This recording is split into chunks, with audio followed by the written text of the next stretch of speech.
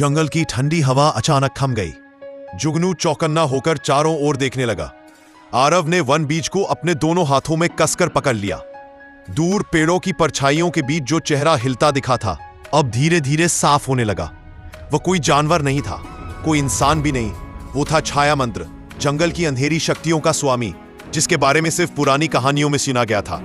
काले धुएं से बना उसका शरीर हवा में तैरता था और उसकी आंखें आग जैसी लाल चमक रही थीं।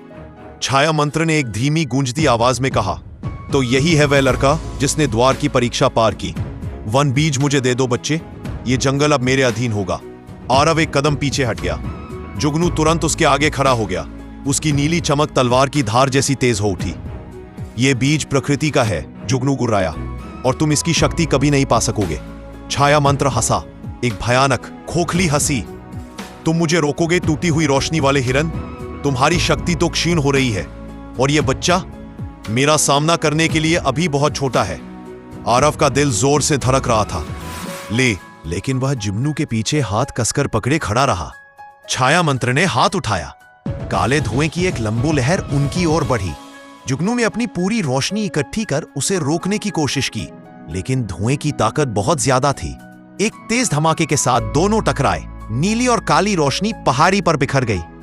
जुगनू पीछे फेंका गया और जमीन पर गिर पड़ा। उसकी चमक अचानक बहुत कमजोर हो गई। जुगनू! आरव चीखा और उसकी ओर भागा। छाया मंत्र आगे बढ़ता हुआ बोला, बीज मुझे दे दो, वरना अगला वार और भी भारी होगा। आरव कांप रहा था।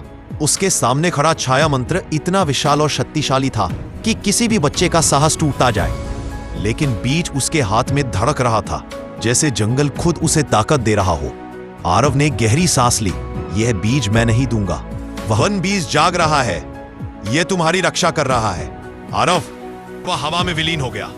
आरव ने जुगनू को सहारा देकर उठाया। पहाड़ी पर फैली ठंडक और सन्नाटा बता रही थी कि खतरा पहले से कहीं बड़ा हो गया था।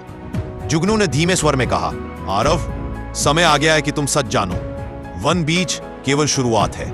जंगल की रक्षा के लिए तुम्हें प्रकृति की 3 कुंजियां ढूंढनी होंगी, और छाया मंत्र उन्हें पाने के लिए कुछ भी कर सकता है। आरव ने आसमान की ओर देखा।